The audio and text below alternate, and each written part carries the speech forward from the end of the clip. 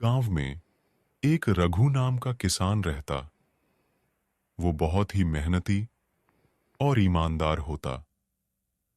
रघु अपने बीवी के साथ एक घर में रहता और खेती करके घर का पालन पोषण करता। एक दिन रघु अपनी पत्नी से बोलता, पिछले साल हमने जितनी भी खेती करके फसल उगाया, उससे हमारा जीवन वापन चला। इस बार की खेती तुम जानती ही हो उर्मिला, बिल्कुल भी नहीं हुई है। समझ नहीं आ रहा क्या करें। हाँ जी, खेती नहीं होने से मुझे भी बहुत चिंता हो रही है कि खाएंगे क्या और बाजार में बेचेंगे क्या। और हमने जो जमीन गिरवी में दी है, जब हमारी माँ बीमार थी, उस जमीन को कब्जा करने की धमकी वो बार बार दे रहा है। पता नहीं कैसे उसका कर्ज चुकेगा।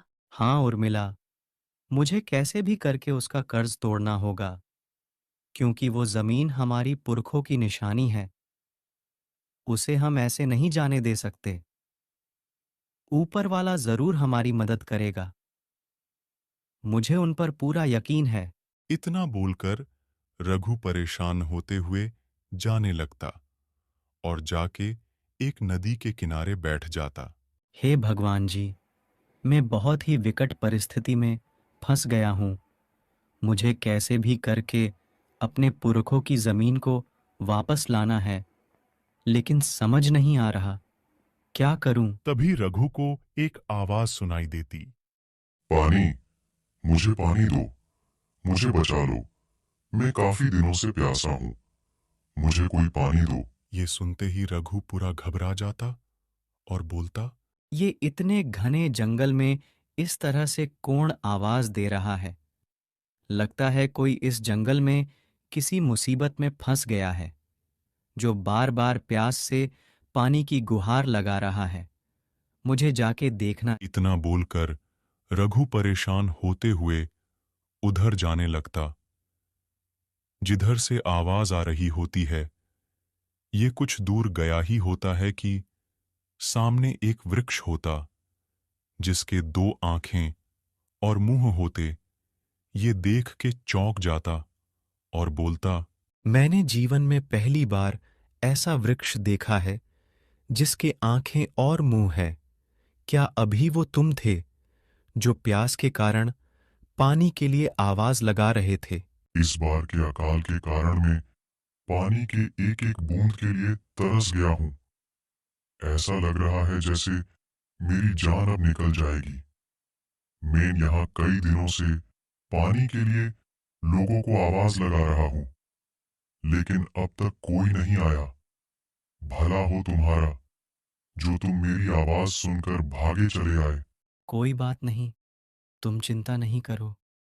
मैं अभी तुम्हारे लिए पानी लेकर आता हूं, जिससे तुम्हारी हरियाली लौट आए। इतना बोलकर रघु नदी की ओर पानी लाने के लिए जाने लगता। इस घने जंगल में बहुत ही मुश्किल से ये बाल्टी खोज कर लाया हूं। इसी में नदी का पानी भर लेता हूं और जाके उस वृक्ष की प्यास मिटा देता हूं। इतना बोलकर रघु नदी का पानी भर के वृक्ष के पास पहुंच जाता। धन्यवाद रघु, तुम्हारे वजह से आज मेरी प्यास बुझी है। मैं तुम्हें कैसे शुक्रिया अदा करूं, मुझे समझ नहीं आता। शुक्रिया की कोई जरूरत नहीं है दोस्त, ये तो मेरा फर्ज था। मैं तुम्हें इसके बदले में कुछ देना चाहता हूँ, जिसके तुम हकदार हो। मेरी एक छोटी सी भेंट तुम स्वीकार करो। इसके इतना बोलते ही यहां पर ढेर सारे पैसे आ जाते, जिसे जैसे ही रघु देखता खुशी से पागल हो जाता। उसके बाद रघु इन पैसों से अपने जमीन का कर्ज उतारता और फिर अपने बीवी के साथ खुशी खुशी अपना जीवन जीने लगता। तो दोस्तों, आपको यह कहानी कैसी लगी? अगर अच्छी लगी हो तो हमारे चैनल को सब्सक्राइब कीजिए और कमेंट में बताइए कहानी कैसी थी। ऐसे ही और मज़ेदार वीडियो देखने के लिए हमारे चैनल पर बने रहिए। धन्यवाद। मिलते हैं अगली वीडियो में।